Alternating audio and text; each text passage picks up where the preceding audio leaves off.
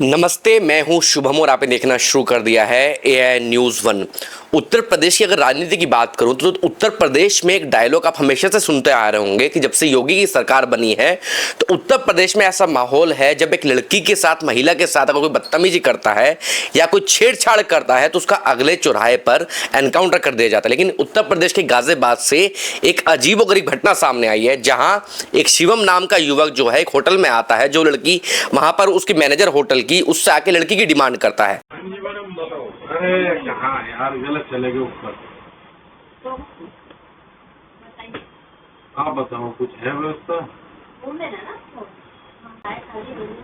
नहीं, रूम के ना व्यवस्था हो जाएगी। स्टाफ है कुछ नहीं? वैसे स्टाफ नहीं पूछ रहे, होटल स्टाफ। ऐसा व्यवस्था हो जाएगी।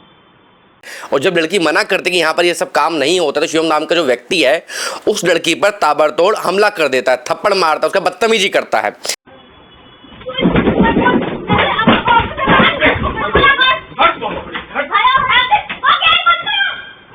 इस मुद्दे पर बातचीत करने का हमारे साथ वो महिला मौजूद है, वो लड़की मौजूद, बातचीत करते हैं क्या है पूरा मामला, इस मामले पर शिवम ने क्या क्या किया था और कैसे पूरी घटना घटी थी। क्या नाम है आपका?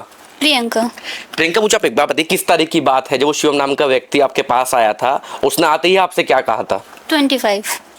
25 तारीख की बात है। तो जब वो आए, वो किस समय की बात थी? आपसे आकर उसने क्या कहा? सीधा 6 बजे के आसपास की बात थी। और दूसरी लड़की थी उस टाइम मैनेजर वहाँ पर, तो वो काफ़ी टाइम हो गया था उनको बातें करते हुए कि उसने मतलब थोड़ा लड़की समझदार नहीं है वो, उसने बोला कि स्टाफ मिलेगा यहाँ पर, तो कह रहा है स्टाफ तो ऊपर काम कर रहे हैं, उसको नहीं पता कौन से स्टाफ की बात चल रही है। फिर उसके बाद कह रहा है वो स्टाफ नहीं, लड़की मिलेगी यहाँ पर, उसने बोला नहीं। फिर वो बहुत देर तक उस लड़की से बातें करे कि तुम जैसे स्टाफ चाहिए, ऐसे ऐसे। मैं रिकॉर्डिंग सुनने के बाद वहाँ पे गई, मैंने कहा क्या परेशानी, क्या चाहिए तुमको? कह रहे रूम चाहिए। मैंने लिया क्यों नहीं? इनका लड़की भी चाहिए। मैंने की लड़की अपनी माँ या बहन को यहाँ बिठाया हुआ है, मेरे से बदतमीजी करने लगे।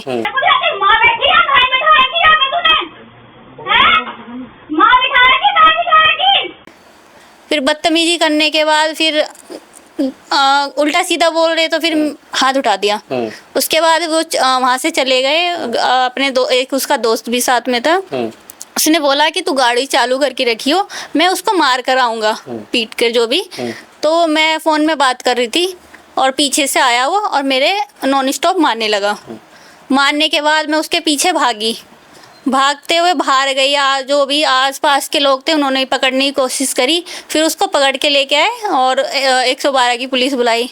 फिर 112 की पुलिस बुलाने के बाद फिर वहाँ पे उन्हें लेके गए, हम भी गए थे साथ में। फिर उन्होंने ऐसे ही टेम्परेरी एप्लीकेशन लिखवाई और हमें बोल दिया जाने के लिए। उसका बाप बोलता है बात कर लो, और नहीं तो आगे तो और कुछ भी कर सकता है, वो तुमको तेजाब डाल सकता है ऐसे। उसके पिताजी आए थे, उन्होंने बोला।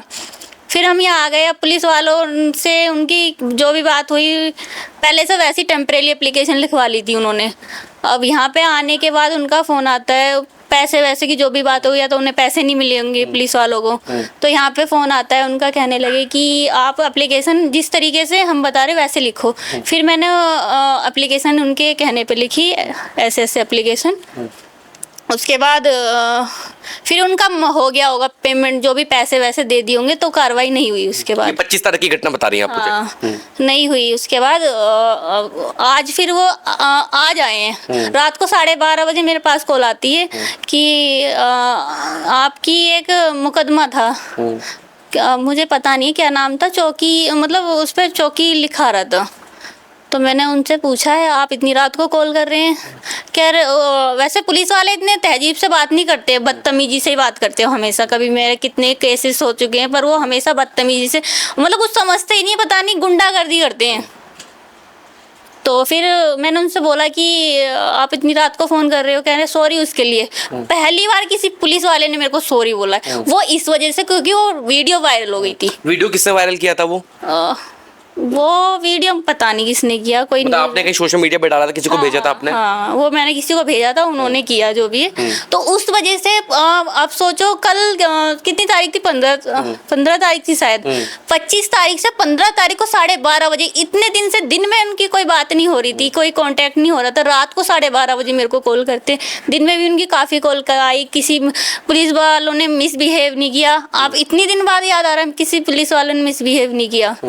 फिर आके उन्होंने वो एप्लीकेशन खो दी थी, उनके पास कोई एप्लीकेशन नहीं जो थी। आप 25 तारीख में एप्लीकेशन देकर आए थे, पुलिस वालों एप्लीकेशन खो दी थी वो? हाँ, वो यहीं पे लिखवाई थी, जो वहाँ पे वो तो कुछ उसका तो कुछ अदा पता नहीं, जो यहाँ पे लिखवा के ये दे के आए थे, बाहर से ली थी उन्होंने एप्लीकेशन, तो उन्होंने खो दी। तो आज वो एप्लीकेशन लेके गए हैं यहाँ से मेरे से लिखवा के, उसी की इनका डिट्टो वैसे ही लिखना जो आपने पहले लिखी हुई है। अब पुलिस वाले क्या कह रहे हैं इस संबंध में? अभी उसको बंद कर दिया है, बोल रहे हैं, मतलब FIR हो गई इस पर। आप तो खुद महिला हैं, आप होटल चलाती हैं, मैनेजर हैं, ऐसे कस्टमर बार बार आते हैं, सिर्फ ये पहले ही यूनिक कस्टमर था? काफी बार हो चुका है, आए दिन होता ही रहता है, लेकिन हैंडल हो जाता है। अब पुलिस वाले को उनको कंप्लेन करके अपनी ही बदनामी होती है। अभी इसके बाद भी कोई हमारी थोड़ी नहीं गलती है, सामने वाला कैसा हो, हम उसको मना ही तो कर सकते हैं। वो आके हम पे मारपीट करने लगेगा, दारूबाजी करके, ये तो होटल है। मतलब 15-20 दिन बाद आपकी शिकायत दर्ज हुई, वो भी तब जब सोशल मीडिया पे वीडियो वायरल हुआ? हाँ जी, पुलिस वाले यहाँ इंदिरापुरम के कोई भी ठीक नहीं है, गुंडागर्दी दिखाते, बदतमीजी से बात करते।